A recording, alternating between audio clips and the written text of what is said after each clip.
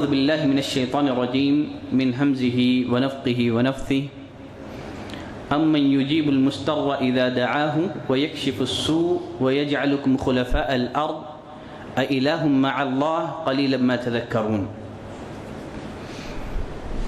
ہر قسم کی تعریف، بزرگی، بڑھائی صرف اللہ وحدہ لا شریک کے لیے لائق اور زیبا ہے، جو اس ساری کائنات کا خالق، مالک، رازق اور ہماری ہر طرح کی عبادت کا تنہا مستحق ہے۔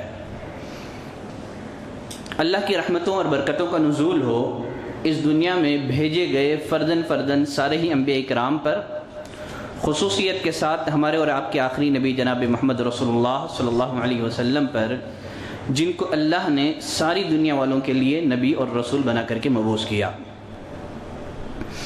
برادران اسلام، عزیز دوستوں، خواتین اسلام،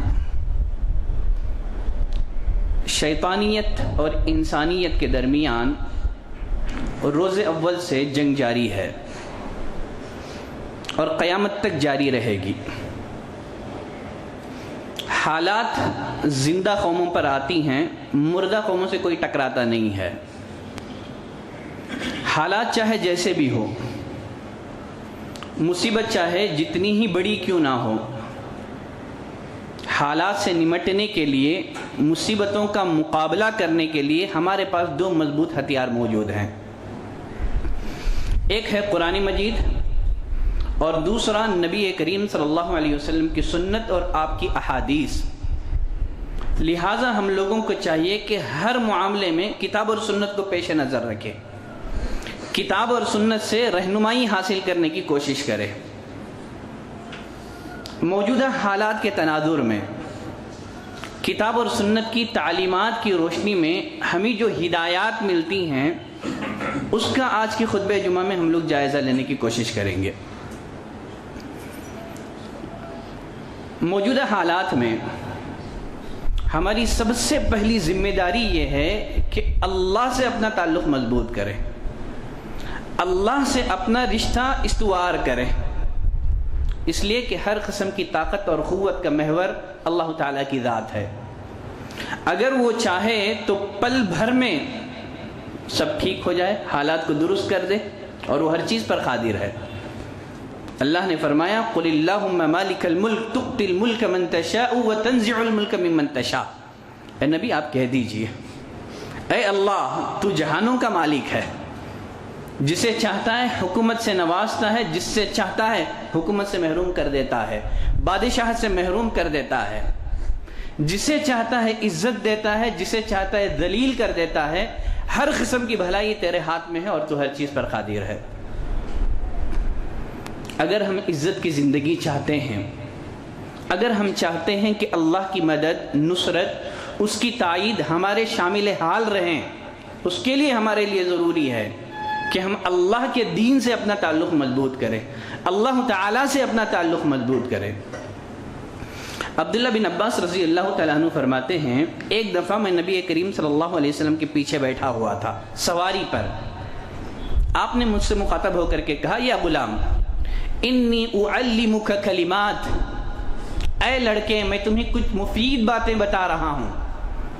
احفظ اللہ یحفظک، اللہ کی حفاظت کر، اللہ تیری حفاظت کرے گا۔ احفظ اللہ تجدہ تجاہک، اللہ کی حفاظت کر، یقیناً تو اللہ کو اپنے سامنے پائے گا۔ اللہ کی حفاظت کرنے کا مطلب کیا ہے؟ اللہ ہماری حفاظت سے بے نیاز ہے۔ علامہ ابن رجب حنبلی رحمۃ اللہ علیہ فرماتے ہیں، اللہ کی حفاظت کا مطلب یہ ہے کہ اللہ کے حدود کی حفاظت کی جائے، اللہ کے حقوق کی حفاظت کی جائے، اللہ کے اوامر اور نواہی کی حفاظت کی جائے۔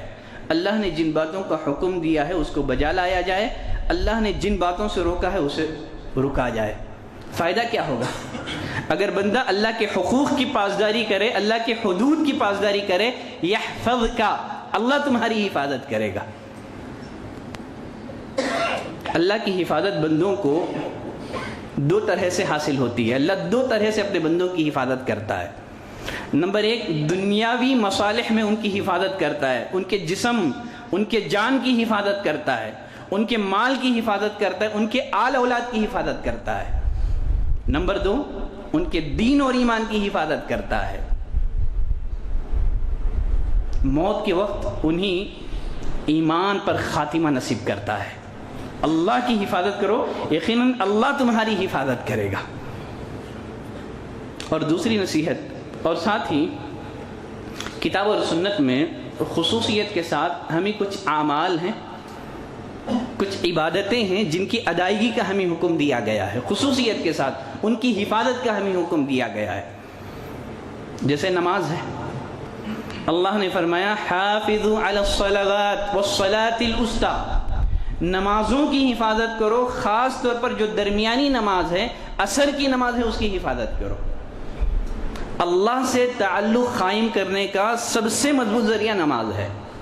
نبی کریم صلی اللہ علیہ وسلم نے فرمایا اقرب ما یکون العبد من ربہ وہو ساجد، بندہ اللہ سے سب سے زیادہ قریب سجدے کی حالت میں ہوتا ہے۔ نماز کا جو سجدہ ہے اس میں بندہ اللہ سے سب سے زیادہ قریب ہوتا ہے، لہذا تم سجدوں میں کثرت سے دعاؤں کا اہتمام کرو۔ اللہ نے قرآن مجید میں اپنے ان بندوں کی تعریف کی ہے جو نمازوں کی حفاظت کرتے ہیں۔ اللہ نے فرمایا والذین هم علی صلاتهم یحافظون، جو نیک بندے ہیں، جو اللہ کی رحمتوں اور اس کی مغفرتوں کے حقدار بننے والے ہیں، جو جنت الفردوس کے وارث ہونے والے ہیں، کون ہیں؟ والذین هم علی صلاتهم یحافظون، جو نمازوں کی حفاظت کرتے ہیں۔ یقیناً جو نمازوں کی حفاظت کرتے ہیں اللہ ان کی حفاظت کرتا ہے۔ اللہ نے قرآن مجید میں فرمایا استعینوا بالصبر والصلاۃ، صبر اور نماز سے مدد حاصل کرو، نماز پڑھو گے اللہ کی مدد آئے گی۔ جندب بن عبداللہ البجلی رضی اللہ تعالیٰ عنہ کی وہ مشہور معروف روایت جس میں نبی کریم صلی اللہ علیہ وسلم نے فرمایا، دیکھیے موجودہ دور میں ہم جانتے ہیں موب لنچنگ کی جو واردات ہیں اس میں آئے دن اضافہ ہو رہا ہے۔ اگر ہم اپنے آپ کو اللہ کی حفاظت میں دینا چاہتے ہیں تو نبی کریم صلی اللہ علیہ وسلم نے فرمایا من صلی صلاۃ الفجر فی جماعہ فہو فی ذمۃ اللہ کما قال، جو فجر کی نماز با جماعت ادا کرے گا وہ اللہ کے ذمے میں آ جائے گا، وہ اللہ کی حفاظت میں آ جائے گا۔ اگر ہم لوگ اپنی حفاظت چاہتے ہیں، اگر چاہتے ہیں کہ ہم اللہ کے حفظ و امان میں آ جائے، اس کے لیے فجر کی جو نماز ہے با جماعت اس کا اہتمام کریں، خود بھی فجر کی نماز با جماعت پڑھیں اور اپنے بچوں کو بھی فجر کی جو نماز ہے با جماعت ادا کرنے کا حکم دیں، اپنے بچوں کو اپنے ساتھ لے کر کے آئے تاکہ وہ اللہ کی حفظ و امان میں رہیں۔ نبی کریم صلی اللہ علیہ وسلم نے عبداللہ بن عباس رضی اللہ تعالیٰ عنہ کو جو دوسری نصیحت کی، فرمایا وَإِذَا سَأَلْتَ فَاسْأَلِ اللَّهِ، مانگو تو اللہ سے مانگو، وَإِذَا اسْتَعَنْتَ فَاسْتَعِنْ بِاللَّهِ، مدد چاہو، مدد طلب کرو تو اللہ سے مدد طلب کر لو۔ اور یہ بات اچھی طرح سے جان لو، اگر ساری دنیا کے لوگ مل کر کے تمہیں فائدہ پہنچانا چاہیں اتنا ہی فائدہ پہنچا سکیں گے جتنا کہ اللہ نے تمہاری تقدیر میں لکھ دیا ہے۔ اگر ساری امت کے لوگ مل کر کے تمہیں نقصان پہنچانا چاہے اتنا ہی نقصان پہنچا سکیں گے جتنا کہ اللہ نے تمہاری تقدیر میں لکھ دیا ہے۔ موجودہ دور میں مسلمانوں کو چاہیے کہ بارگاہ الہی میں کثرت سے دعاؤں کا اہتمام کریں، اس لیے کہ مصیبت میں مومن کا سب سے مضبوط ہتھیار دعا ہے۔ اللہ نے فرمایا امن یجیب المضطر اذا دعاہ، کون ہے جو بے بس اور پریشان حال کی دعا کو قبول کرتا ہے، اذا دعاہ، جب وہ بے بسی میں، جب وہ مجبوری میں اس کو پکارتا ہے، وَيَكْشِفُ السُّوءَ، کون ہے جو مصیبتوں کو دور کرتا ہے، پریشانیوں کو دور کرتا ہے، وَيَجْعَلُكُمْ خُلَفَاءَ الْأَرْضِ، اور زمین کی خلافت تمہیں عطا کرتا ہے، اَإِلَٰهٌ مَّعَ اللَّهِ، کہ اللہ کے علاوہ بھی کوئی ہے جو تمہاری مصیبتوں کو دور کرنے والا ہے، قَلِيلًا مَّا تَذَكَّرُونَ، بہت کم ہے، بہت کم تم لوگ نصیحت حاصل کرتے ہو۔ دعا میں کتنا پاور ہے، دعا میں کتنی طاقت ہے، اس کا اندازہ نبی کریم صلی اللہ علیہ وسلم کے اس فرمان سے لگائیں۔ آپ نے فرمایا لا يرد القدر الا الدعاء، دعا میں اتنی طاقت ہے، اتنا پاور ہے کہ اس سے تقدیریں بدل جاتی ہیں۔ اس سے تو موجودہ حالات میں ہم کو کثرت سے دعاؤں کا اہتمام کرنا چاہیے، صبح شام کی جو دعائیں ہیں ان کا اہتمام کریں، اور ساتھ ہی ساتھ ان حالات میں نبی کریم صلی اللہ علیہ وسلم نے کچھ خصوصی دعائیں بھی ہم کو سکھائی ہیں، ان دعاؤں کا بھی اہتمام کریں. اللہم انا نجعلک فی نحورہم، اے اللہ ہم دشمنوں کے مقابلے میں تجھے آگے لا رہے ہیں. وَنَعُوذُ بِكَ مِن شُرُورِهِمْ، اے اللہ ان کے شر اور ان کے فساد سے ہم تیری حفاظت چاہتے ہیں. ساتھ ہی ساتھ اس دعا کا بھی اہتمام کریں. اللہم انا نعوذ بک من جہد البلاء ودرک الشقاء وسوء القضاء وشماتۃ الاعداء، اے اللہ دشمن ہم پر ہنسی مذاق اڑائے ہم تیری پناہ چاہتے ہیں. اور نبی کریم صلی اللہ علیہ وسلم یہ دعا بھی کیا کرتے تھے. اللہم لا تسلط علینا من لا یرحمنا، اے اللہ ہمارے گناہوں کے بسبب ہم پر ان لوگوں کو مسلط نہ کر جو ہم پر رحم نہ کرے. تو موجودہ حالات میں ہم لوگوں کو چاہیے کہ کثرت سے دعاؤں کا اہتمام کریں، ان دعاؤں کو یاد کریں، ان کا معنی اور مفہوم جان کر کے دعا کریں. اس لیے کہ دعا میں الفاظ اہم نہیں ہیں، جذبات اہم ہیں.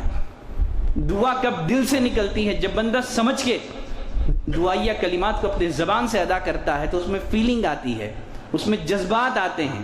اللہ کو جذبات، الفاظ سے زیادہ جذبات اللہ کی نظر میں اہمیت رکھتے ہیں. ویسے اللہ ان لوگوں کی بھی دعا کو قبول کر لیتا ہے جو گونگے ہوتے ہیں، جو بات نہیں کرتے ہیں. اس لیے کہ اللہ کے نزدیک الفاظ کی اہمیت نہیں ہے، جذبات کی اہمیت ہے. موجودہ حالات میں ہم لوگوں کو چاہیے کہ کثرت سے توبہ اور استغفار کریں، اللہ سے گناہوں کی معافی طلب کریں، اس لیے کہ ہمارے گناہ نصرت الہی کے دروازے پر رکاوٹ بن گئے ہیں. اللہ نے فرمایا وَتُوبُوا إِلَى اللَّهِ جَمِيعًا أَيُّهَا الْمُؤْمِنُونَ، اے مومنو تم سب مل کر کے اللہ سے توبہ کرو. سورہ ہود میں ہود علیہ السلام نے اپنی قوم سے مخاطب ہو کر کے کہا تھا وَيَا قَوْمِ اسْتَغْفِرُوا رَبَّكُمْ ثُمَّ تُوبُوا إِلَيْهِ، اے میرے قوم کے لوگوں اپنے رب سے گناہوں کی معافی چاہو، توبہ کرو. فائدہ کیا ہوگا اگر بندہ توبہ اور استغفار کرے؟ یرسل السماء علیکم مدرارا، اللہ آسمان سے موسلا دھار بارش نازل کرے گا. وَيَزِدْكُمْ قُوَّةً إِلَىٰ قُوَّتِكُمْ، اور تمہاری موجودہ قوت پر مزید قوت میں اضافہ کرے گا. اگر ہم توبہ اور استغفار کریں گے اللہ ہماری طاقت میں، ہماری قوت میں اللہ اضافہ کرے گا. موجودہ حالات میں مسلمانوں کو چاہیے کہ اپنا محاسبہ کریں اور اپنے اندر بہتر تبدیلی لائے. دیکھیں مسئلہ یہ نہیں ہے کہ اس وقت مشکل حالات ہیں، مسئلہ یہ ہے کہ ان مشکل حالات میں بھی ہم اپنے اندر تبدیلی نہ لائے. مسئلہ یہ ہے حالات اتنے خطرناک ہیں لیکن پھر بھی ہم اپنے اندر تبدیلی نہ لائے، ہم اپنا محاسبہ نہ کریں. اور یہ بات ذہن میں رکھیں، اللہ کا قانون ہے اللہ کسی بھی قوم کو اس وقت تک نہیں بدلتا ہے جب تک کہ وہ خود کو نہ بدلے. ان اللہ لا یغیر ما بقوم حتی یغیروا ما بانفسہم، اللہ کسی بھی قوم کو اس وقت تک نہیں بدلتا ہے جب تک کہ وہ خود بدلنے کا فیصلہ نہ کرے. خدا نے آج تک اس قوم کی حالت نہیں بدلی، نہ ہو جس کو خیال آپ اپنی حالت کے بدلنے کا. موجودہ حالات میں ہم مسلمانوں کو چاہیے کہ صبر اور استقامت کا مظاہرہ کریں. اللہ اور اس کے رسول نے مختلف مقامات پر مصیبتوں کے موقع پر صبر کے دامن کو مضبوطی سے تھامنے کی ہمیں تلقین کی ہے. مصیبتوں میں صبر کرنا ہے، ثابت قدمی کا مظاہرہ کرنا ہے. دیکھیے دشمنان اسلام کی اول روز سے کوشش یہ رہی ہے کہ مسلمانوں کو بھڑکایا جائے، ان کو غصہ دلانا ہے، ان کے جو ملی جذبات ہیں اس کو برانگیختہ کرنا ہے، مسلمانوں کو مشتعل کرنا ہے.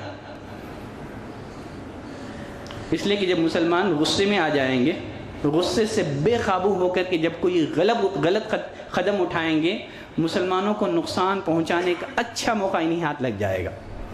وہ چاہتے بھی یہی ہیں کہ مسلمان غصے میں آئیں، وہ سڑکوں پر آئیں، وہ کوئی غیر اخلاقی اور غیر قانونی کام کریں. ایسے موقع پر ہم لوگوں کو چاہیے جوش سے نہیں ہے ہوش سے کام لیں. کوئی بھی غیر قانونی اور غیر اخلاقی حرکت نہ کریں. قانون کے دائر میں رہتے ہوئے آپ جو کوششیں کرنا چاہتے ہیں کریں. اگر ہم کوئی بھی غیر قانونی کام کریں گے، غیر اخلاقی حرکت کریں گے، پھر دشمنوں کو نقصان پہنچانے کا موقع ہمیں مل جائے گا. صبر وہ ہتھیار ہے جس کے ذریعے سے ہم دشمن کو شکست دے سکتے ہیں. صبر وہ ہتھیار ہے جس کے ذریعے سے ہم دشمنوں کی پلاننگ کو، ان کے منصوبوں کو ہم خاک میں ملا سکتے ہیں. اللہ نے کیا فرمایا؟ اللہ نے فرمایا ان تصبروا وتتقوا لا يضركم كيدهم شيئا، اے مسلمانوں اگر تم صبر کرو، پرہیزگاری کی زندگی گزارو، صبر کرو، لا يضركم كيدهم شيئا، ان کی چالیں، ان کی جو منصوبہ بندیاں ہیں تمہارا کچھ بھی بگاڑ نہیں سکتی، وہ ہمیں بھڑکانا چاہتے ہیں۔ ایسے موقع پر ہم لوگوں کو چاہیے کہ صبر کا مظاہرہ کریں، برنگیختہ نہ ہوں، غصے میں نہ آئیں۔ دین پر عمل کرنے کی صورت میں یا دین پر عمل کرنے کی بنا پر موجودہ دور میں مسلمانوں کو جو مصیبتیں آ رہی ہیں، جو تکلیفیں آ رہی ہیں، ان مصیبتوں کی بنا پر، ان تکلیفوں کی بنا پر مسلمانوں کو کبھی مایوس نہیں ہونا چاہیے۔ ایسا نہ ہو کہ ہم اسلام سے نفرت کرنے لگ جائیں۔ ان حالات میں ہم کو چاہیے کہ اللہ سے اجر کی امید پر صبر کریں۔ اللہ کا قانون ہے، اللہ قوموں کو آزماتا ہے، اللہ سے اجر کی امید پر صبر کریں۔ اللہ نے فرمایا وَلَنَبْلُوَنَّكُمْ بِشَيْءٍ مِّنَ الْخَوْفِ وَالْجُوعِ وَنَقْصٍ مِّنَ الْأَمْوَالِ وَالْأَنفُسِ وَالثَّمَرَاتِ، ہم تم کو مختلف طریقوں سے آزمائیں گے، مختلف شکلوں سے ہم تمہیں آزمائیں گے۔ دشمن کا خوف، مال، اولاد، پھلوں میں کمی کر کے تم کو آزمائیں گے۔ وَبَشِّرِ الصَّابِرِينَ، اللہ نے فرمایا صبر کرنے والوں کو خوشخبری سنا دیجئے۔ الَّذِينَ إِذَا أَصَابَتْهُمْ مُصِيبَةٌ، صبر کرنے والے لوگ کون ہیں؟ جب انہیں کوئی مصیبت لاحق ہوتی ہے تو کیا کہتے ہیں؟ اِنَّا لِلَّهِ وَإِنَّا إِلَيْهِ رَاجِعُونَ أُولَئِكَ عَلَيْهِمْ صَلَوَاتٌ مِّن رَّبِّهِمْ وَرَحْمَةٌ، یہی وہ لوگ ہیں جن پر ان کے رب کی نوازشیں ہیں، ان کے رب کی رحمتیں ہیں، اور یہی لوگ ہدایت یافتہ ہیں۔ اور خصوصیت کے ساتھ فتنوں کے دور میں اگر آدمی دین پر مضبوطی کے ساتھ جم جائیں، استقامت کا مظاہرہ کریں، اس کا ثواب کیا ہے؟ فتنوں کے دور میں، مصیبتوں کے ایام میں بندہ عبادت پر، بندگی پر ڈٹ جاتا ہے، اس کی فضیلت کیا ہے؟ ایک دفعہ نبی کریم صلی اللہ علیہ وسلم نے صحابہ سے کہا ان من ورائکم ایام الصبر، اے میرے صحابہ تمہارے دور کے بعد ایک صبر کا زمانہ آنے والا ہے، صبر کا زمانہ آنے والا ہے، آزمائشوں کا دور آنے والا ہے۔ یقیناً جو آزمائشوں کے دور میں دین پر ثابت قدمی دکھائے گا، دین پر مضبوطی کے ساتھ جمے رہے گا، اس کو تم میں سے 50 لوگوں کے برابر اجر و ثواب ملے گا، تم میں سے 50 لوگوں کے برابر اجر و ثواب ملے گا۔ صحابہ اپنی فضیلت کو جانتے تھے، صحابہ نے پوچھا اللہ کے رسول ہم میں سے 50 یا ان میں سے 50؟ نبی کریم صلی اللہ علیہ وسلم نے فرمایا جو فتنوں کے دور میں، صبر کے ایام میں دین پر مضبوطی کے ساتھ جم جائے گا، اس کو تم میں سے 50 لوگوں کے اجر و ثواب کے برابر اجر و ثواب ملے گا۔ تو موجودہ حالات میں ہم لوگوں کو چاہیے کہ جوش سے نہیں ہے، ہوش سے کام لیں، صبر سے کام لیں، موجودہ حالات سے پریشان ہو کر کے کوئی غلط دروازہ آپ اختیار نہ کریں۔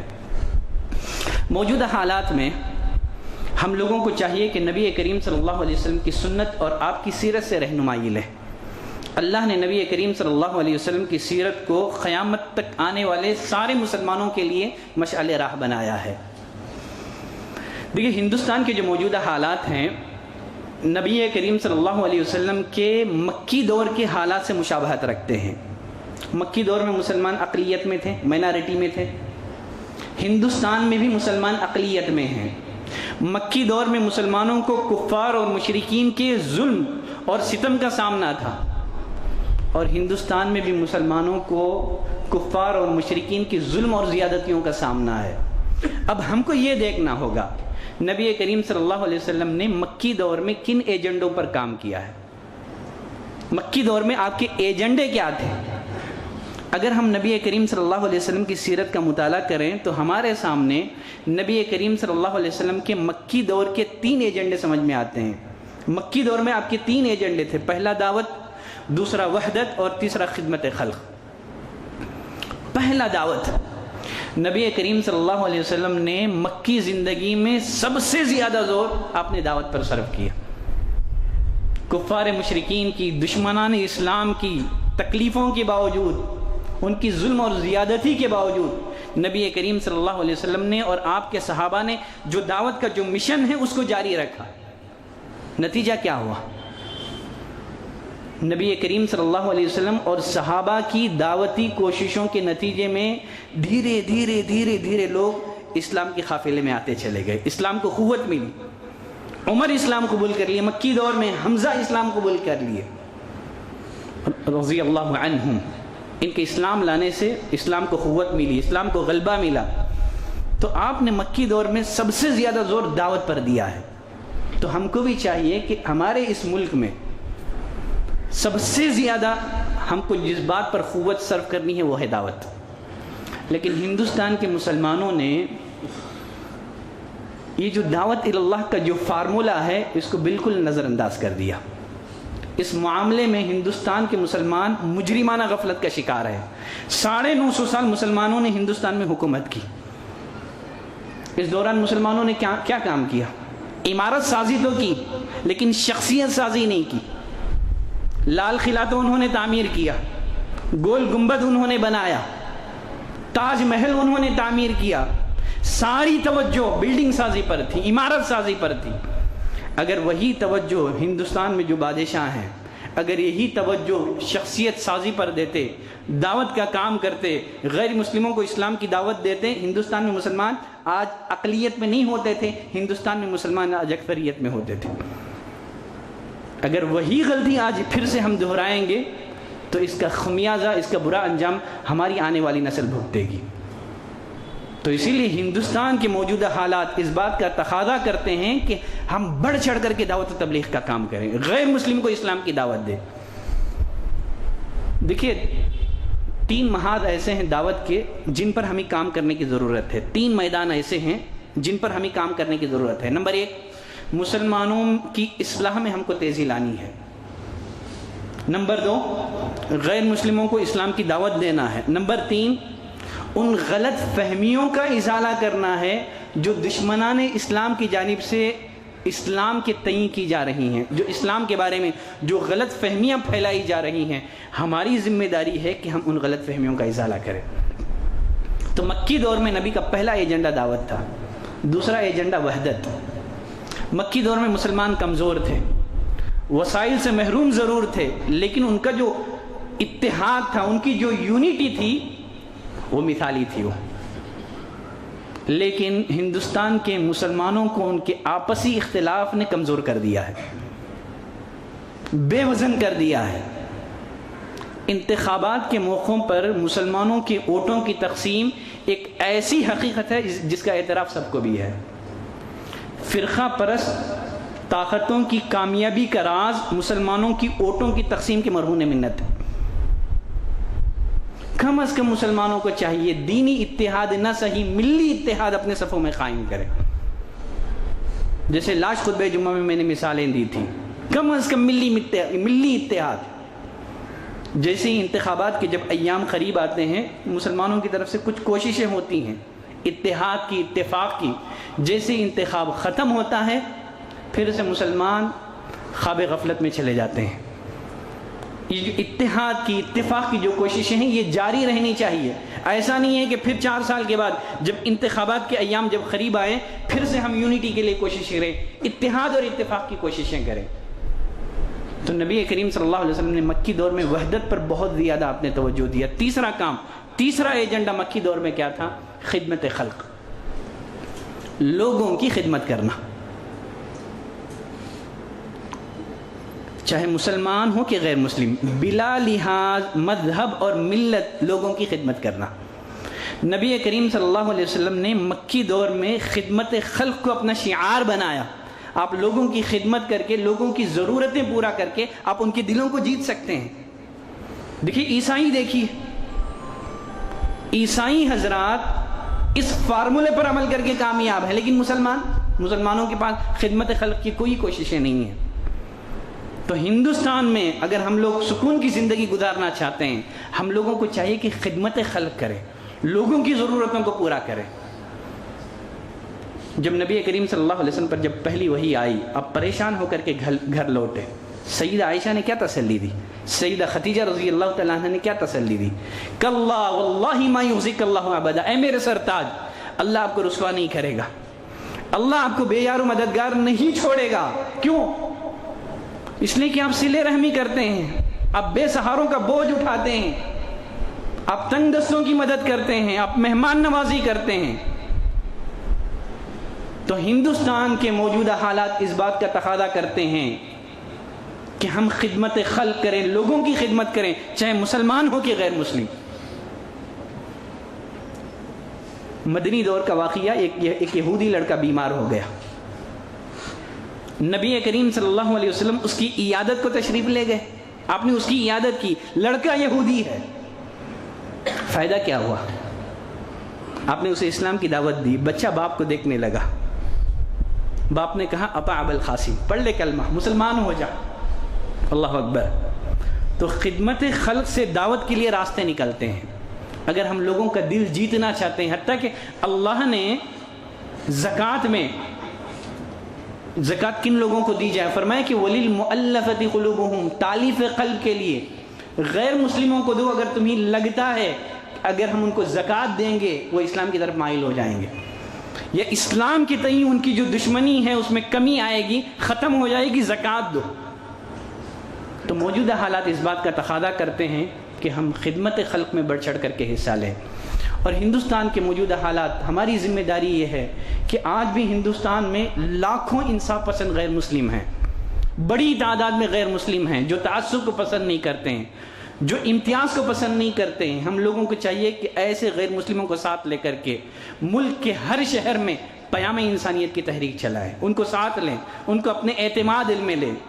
ہندوستان کے موجودہ حالات میں ہماری اور ایک اہم ذمہ داری یہ ہے کہ ہم اپنے اولاد کی صحیح تربیت کریں، اپنے اولاد کی صحیح تربیت کریں. آج ہماری نوجوان نسل دین سے اتنی دور ہے، کلمہ تک پڑھنے نہیں آتا ہے ان کو، طہارت کے مسائل وہ لوگ نہیں جانتے ہیں. اگر یہی صورتحال رہی تو آنے والی ہماری نسل مرتد ہو جائے گی. تو اگر ہم چاہتے ہیں کہ ہمارے بچے دین پر ثابت قدم رکھیں، اس کے لیے ہمارے لیے ضروری ہے کہ بچوں کی دینی تربیت کریں، ان کو دین سکھائیں. اور ہندوستان کے موجودہ حالات اس بات کا تقاضا کرتے ہیں کہ تم اپنے بچوں کو دینی تعلیم کے ساتھ ساتھ دنیاوی تعلیم سے بھی آراستہ کریں. ہم میں ماہر ڈاکٹر بھی ہونا چاہیے، ہم میں ماہر انجینئر بھی ہونے چاہیے، ہم میں دنیاوی ہر فیلڈ کا ماہر ہونا چاہیے، تاکہ ہم اپنے وجود کو ہندوستان میں رہنے والے لوگوں کے لیے مفید ثابت کریں. دنیاوی تعلیم کے ساتھ ساتھ دینی تعلیم بھی، انجینئر بھی بنائیں، ڈاکٹر بھی بنائیں، لیکن ساتھ ہی ساتھ دینی تعلیم سے ضرور آراستہ کریں. ہندوستان کے موجودہ حالات میں آخری بات یہ ہے، ہندوستان کے موجودہ حالات اس بات کا تقاضا کرتے ہیں کہ ہم لوگ میڈیا کی اہمیت کو سمجھتے ہوئے، میڈیا کا جو کردار ہے اس کو سمجھتے ہوئے اس طرف بھی، اس سمت بھی ہم لوگ کوشش کریں. مسلمانوں کا ایک اپنا میڈیا ہونا چاہیے، ان کا ایک اپنا نیوز چینل ہونا چاہیے، اس لیے کہ میڈیا وہ دن کو رات، رات کو دن، سچ کو جھوٹ اور جھوٹ کو سچ ثابت کر رہا ہے آج. تو ان حالات میں ہمارے لیے ضروری ہے کہ لوگوں کے سامنے صحیح حقائق آئیں، لوگوں کے سامنے سچائی آئے. اس جانب میں بھی ہمیں سنجیدہ کوشش کرنے کی ضرورت ہے. تو یہ ہندوستان کے جو موجودہ حالات ہیں، ان موجودہ حالات میں ہماری ذمہ داریاں کیا تھیں، اس تعلق سے میں نے کچھ ضروری باتیں آپ کی خدمت میں رکھ دی ہیں. آخر میں اللہ سے دعا کرتے ہیں کہ پروردگارہ تو ہمیں ان کہی سنی باتوں پر عمل کی توفیق عطا فرما. سبحانک اللہم و بحمدک، اشہد ان لا الہ الا انت، استغفرک.